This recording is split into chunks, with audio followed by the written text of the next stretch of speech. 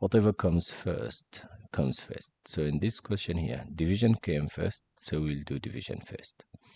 20 divided by 5 is 4, and 4 times 2 is 8.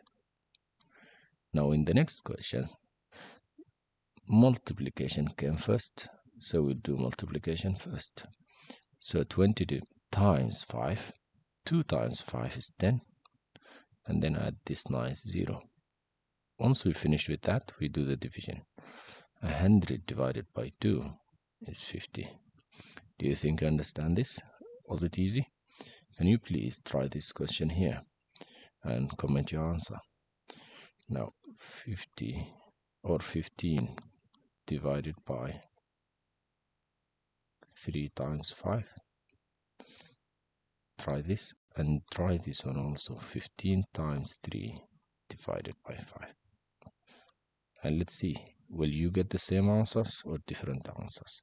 And that's all for this video. Thank you.